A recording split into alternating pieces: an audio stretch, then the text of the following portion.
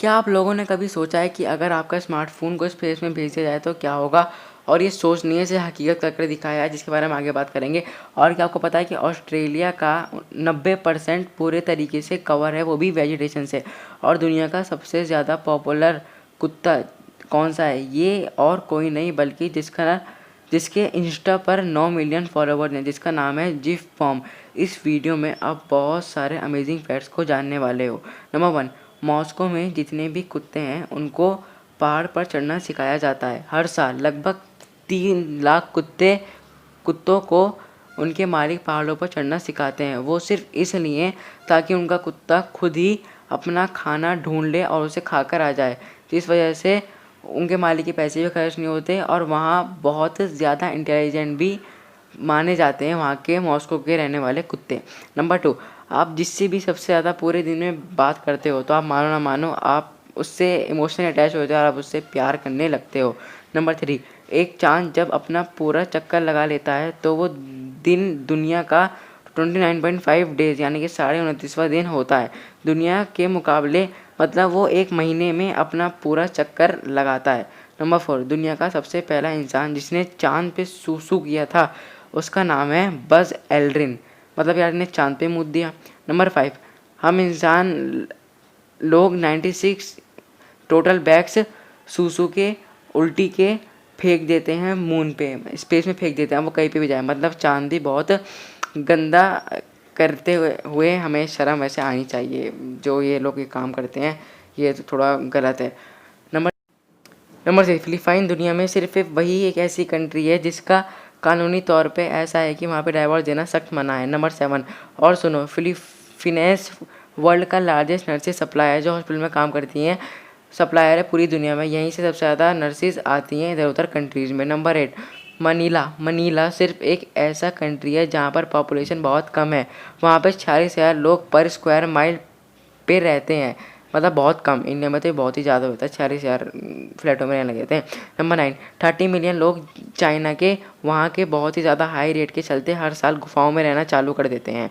Number 10, toilet paper China में invent किया गया था 1300 सदी में और प्ले स्टेशन चाइना में सख्त बैंड है। नंबर 11, हमारी आईब्रोज के बीच जो गैप होता है उसका नाम है ग्लैबिला। नंबर 12, दुनिया का सबसे लंबा आदमी जिसका नाम था रॉबर्ट पुर्शिंग वेडलो और उनकी हाइट थी 8 फुट 11 इंच, मतलब 2.7 centimetre long, world tallest man. Number 13, गाइजा में हर साल पिरामिड बनाने के लिए 80 साल की उम्र के बुजुर्गों को लाया जाता था पिरामिड बनाने के लिए और उनके साथ ऐसा सलूक किया जाता था जैसे वो लोग मुजरिम हो और वो लोग बेचारे लालच में से चले जाते थे कि पैसे मिल जाए, लेकिन उन्हें पिरामिड बनाने के बाद हाथ पैर काट के या फिर मार दिया जाता था। अब मैं आपको बताने वाला हूँ कि अगर आपका फ़ोन स्पेस में भेजा जाए तो क्या होगा। अब ये नहीं है कि हम भेजे नहीं गया हो, ये भेजा गया था 2010 में। नासा ने भी नेक्सस और आईफोन 4 स्मार्टफोन को अपने एक एक्सपेरिमेंट के दौरान ICS में भेजा था, इंटरनेशनल स्पेस स्टेशन, जहां इन मोबाइल फ़ोन्स को छोटे छोटे सैटेलाइट्स के साथ अटैच करके अटलांटिक स्पेस शटल में भेजा गया। इस एक्सपेरिमेंट के जरिए उन्होंने सैटेलाइट में कैमरा, सेंसर, वाईफाई कनेक्शन और डाटा ट्रांसफ़र की सुविधा दी थी जो स्पेस स्टेशन में संपर्क रख सके। यही नहीं बल्कि हर साल 2013 में सरी सैटेलाइट टेक्नोलॉजी लिमिटेड द्वारा एक नैनो सैटेलाइट का गूगल नेक्सस 1 स्मार्टफोन स्पेस भी भेजा था। इस दौरान उस फ़ोन में कई एप्लीकेशंस के जरिए डाटा कलेक्ट किया गया था। अब मैं आपको पूछने वाला हूँ कि पहले तो ये कि आप किसी स्पेसक्राफ्ट के ज़रिए, सबसे पहली बात कि अगर आपको ना स्पेस में भेजना है मोबाइल, तो अगर आप एक आम नागरिक हो तो आप सिर्फ 2 रास्तों से ही भेज सकते हो। पहला तो ये कि आप किसी स्पेसक्राफ्ट के ज़रिए अपने फ़ोन को आउटर स्पेस में छोड़ दें, जैसा कि नासा अपने ISS में करता है। हालांकि यहाँ हमारी अर्थ की ग्रेविटी के प्रभाव रहता ही है, जिसकी वजह से एक तरह के वैक्यूम की उम्मीद करना सही नहीं रहेगा। ये तरीका प्रैक्टिकल ज़रूर है अगर आपकी किसी स्मार्टफोन को आउटर स्पेस के वैक्यूम में यानी अंत दूरी तक फेंका होगा तो। हालांकि दूसरे तरीके में हमारा स्मार्टफोन शुरुआत में ही तहस नहस हो सकता है, पर फिलहाल तो हम उसकी अंतरिक्ष में ही असली परीक्षा लेने वाले हैं। कॉस्मिक माइक्रोवेव बैकग्राउंड रेडिएशन की वजह से हमारे पूरे आउटर स्पेस का तापमान कम से कम -270.4 डिग्री सेल्सियस तक पहुंच जाता है और वहां अर्थ के ऑर्बिट डायरेक्ट सनलाइट से मैक्सिमम टेम्परेचर 120 डिग्री ले लेते हैं। यहाँ आपको इस बात पर ध्यान देना चाहिए कि स्मार्टफोन को ऐसी कंडीशन में अपने एक्सट्रीम टेम्परेचर तक पहुँचने में समय ज़रूर लग सकता है।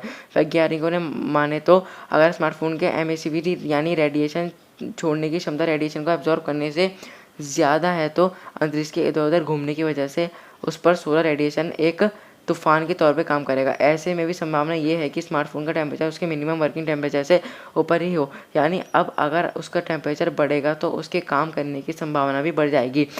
पर हमें ये नहीं भूलना चाहिए कि स्पेस में रेडिएशन काफ़ी रैंडम, यानी बहुत कहीं से भी मिल सकता है, कितना ही मिल सकता है, जो कभी भी स्मार्टफ़ोन की बैटरी को आराम से डैमेज कर सकता है। रेडिएशन के अलावा स्पेस में मौजूद कॉस्मिक रेज़ किसी भी इलेक्ट्रॉनिकल इंटरनेट सर्किट्स में मौजूद एलिमेंट्स को आसानी से ख़राब कर सकती है। मतलब कि अगर आप अपने फ़ोन को स्पेस में भेजोगे तो वो बिल्कुल भी नहीं चल पाएगा। आईफ़ोन को भेजा गया था तब वही कुछ सिर्फ 21 सेकंड तक टिक पाया था, तो एक स्मार्टफ़ोन कभी भी 21 सेकंड से ज़्यादा स्पेस में नहीं टिक सकता है। तो मतलब कि देखा जाए तो स्पेस में फ़ोन का जाना इम्पॉसिबल है, और अगर कोई एस्ट्रोनॉट ले गया तो मैं आपको ज़रूर बताऊँगा। तो बस यार आज की वीडियो में इतना ही।